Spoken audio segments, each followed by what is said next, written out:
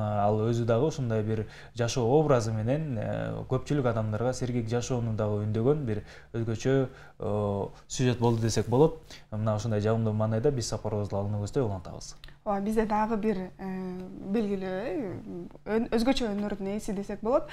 Акын эжекебиз конокто отурат. Бул акын эжекебиздин ырлары дагы өзгөчө. Азыр сиздер менен чогуу тааныштырабыз, андыктан биздин экрандан алыстабаңыздар. Бизге таңында келип ырларын окуп берем деп дайынданып отурган эжекебиз Жапар Ишалиева эжекебиз. Куш келдиңиз. Кутман. Бизге таңында биринчи жолу келип атасыз эфирге. Демек ичиңизде сүрдөнүү, толкундануу болуп атса керек. Ооба да. Жакшы.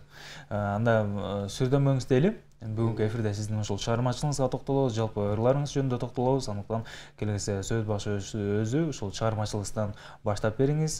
Жалпысынан кантип ушул ыр дүйнөсүнө кирип келип калдыңыз? Мен бұл ыр дүйнөсүнө келгенсе кайсы убакта келдим деп айтам. Ушу мектеп убакта мектепте иш-чаралары болот, КВНдер болот. Ошол убактарда мындай саламдашуу эмелерге жас чыгымда ырдычы. Анан бирок ырларым калып калды да, мен мындай талант бар экенин кайдан билдим. КВНдерде ушу саламдашууларды жасар элем. Анан кээде бир ырларды жазып коюп, бирок калып калар эле ошол ырларчы. Анан ошо 10-жылы жанагы эме болбодубу?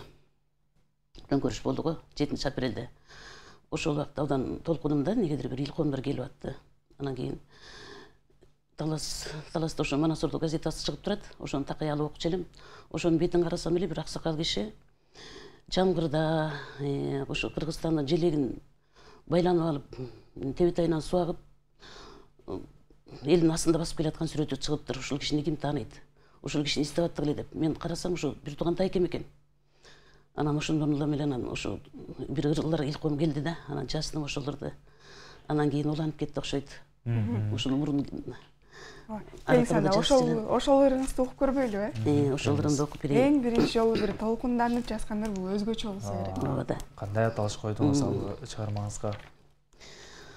Уруху колдодубу манасымдын, эл журту көтөрүлдү таласымдын, эркиндик азаттыкты эңсеп журтум, жаш карысы көтөрүлдү мына бүгүн, карысы да дем күч берип жаштарына, кыргыз туусу көтөрүлүп басталдыга, кыргыз туусун көтөрүп басталдыга, өрттөн да, оттон да коркушпастан алдыга жүткүнүштү жаштары да. Эл башына түн түшкөн кыйын малда, колдоп таяп балдарын аталар да, бүк түшүп отурбастан үйлөрүндө манасчылар, манас айтып тастын айтып, дем күч берди карыя аталар да, деп ушулар келди да. Анан түшүндү, бана ушул газет ушуларды пенсиялайын деп почтага барган ошол жерден эле ушундай реакция бар экен, редакция. Ошол жерге барып кыздарга айттым, кыздар ушундай ыр келди. Десем, айжа бизге керек эле ушулар деп анан кыздарга жагып калды. Анан кийин улам ошондон кийин илком келди окшойт. Ошо Манасордо газетасына ырларым чыгып атты. Кайда мунусуна шүгүр. Эми жакшы эле ошо көбүнчө ошо газеталарга чыгарып жаттым да. Баягы көпчүлүк учурда акындарда жаш өзгөчөлүккө карап дагы бир ыр илхомдор келе баштайт да. Убактысы менен жаш кезинде сүйүү жөнүндө, анан турмуш жөнүндө, анан сиздердин курагыңызга барганда небере, бала жөнүндө.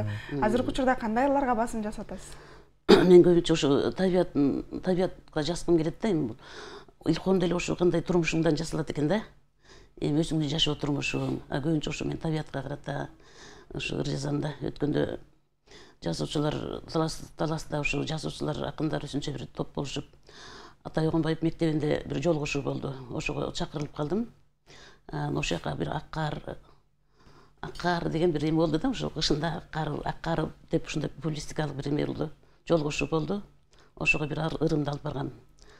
Ошол жерде ошону окудум. Анан өткөн жылы көлгө бардым. Ушу көл жөнүндө жазып келдим.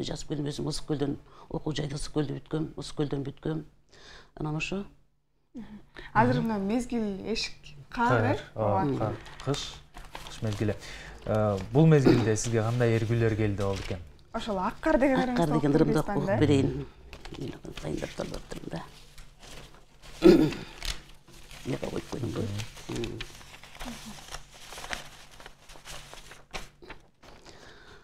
Айлана аппак аккар жамынып, арчагайың алтын сүйкө тагынып, тал тиректер аппак сулуу келиндей, аппак көнүк аппак чолук салынып, ай аламда асман аба тазарып, адам ою акыл сези агарып, Калса деймин аруланып жаңырып, адамдардын пейилдери тазарып, аппак болуп жаңыланып жашарып, жаңы доорго жаңыланып баралып, жалган эмес, жазалма эмес таптаса, жан дүйнөбүз калса экен тазарып. Аппак кардай таза болсун оюбуз, аткарылсын аппак тилек оюбуз, жаңы доордо ийгиликтер көп болсун, касынада түгөнбөсүн корубуз. Ушундай бир чакан ырлар жазылат да.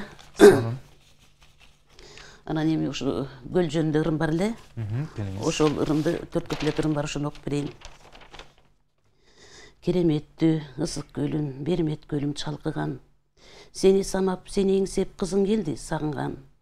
Көл жээгинде бутум салып, башым ийип өзүңө, салам айтып, тазим кылам, касиетиңе табынам. Сагыныштан кузалыгын тарбаган баладай, тиктей берем көлүм сени кайра-кайра көз албай. Эстеп келдим, эңсеп келдим сенден өткөн жаштыкты, көлүм сенден сагынычым кусалыгым тарабай. Жериң көрктү, арчагайың, жашыл тулан кең жайлоо, таса абаң салкын желиң көкүрөктү тазартат. Сууң дары, кере жуттум, шыпа издеп өзүңдөн, демиң күчтүү, кубат берип жүрөгүмдү агартат. Карегисиң кыргызымдын маңдайына жаралган, алым кулда сүйүүрын бир өзүңдөн жараткан. Мен өзүңдөн дем күч байлап, кубат алып, демиме толкуп ташып, кубаттанып, кайтып кетип баратам. Ушулар келди да көлгө барганда. Эң сонун, эми ушул ырларыңыздын баардыгын чогултуп бир китеп чыгарайын деген оюңуз барбы? Буйруса бар. Ушу кичине чакан китеп жазап, ушу балдарыма, курдаштарыма, жакындарыма эстеликке калтырсам деген оюм бар. Жалпы эле сиздин чыгармачылыгыңызда сыйлаган инсандарга деле. Эң сонун бизге таңында келип бизге сонун ырларын окуп берген акын эжекебиз Чапар Айшалиева бизде конокто болду. Сизге ыраазычылык билдиребиз. Азыр бул жакта сизге эркин микрофон. Жакындарыңызга, сизди көрүп аткандарга салам айтып кетсеңиз болот. Кадырман калкым, ушу сиздерге салам. Алдыда келе жаткан жаңы жылыңыздар менен, жаңы жылда жаратканым жалпы журтума, жериме тынччылык берсин, элиме бейкутчулук, токчулук, молчулук берсин. Элимдин иман ынтымагы бекем болсун. Ар бириңиздерге Кудайдан ден соолук берилсин, аманчылык берилсин. Жаңы жылыбыз жакшылыктын жылы болсун. Барыңыздарга салам. Салам. Ардактуу телекөрүүчүлөр, мына ушундай таңда бизге келген мейманыбыз өзүнүн жагымдуу чыгармаларын окуп берди. Дагы да болсо тааныштырып өтөлү мейманыбызды. Бизге мейманыбыз акын эжекебиз Чапар Айшалиева бизде конокто болду. Биз болсо эфирибизди алдыга карай улантабыз. Бизде дагы кызыктуу маектер бар, андыктан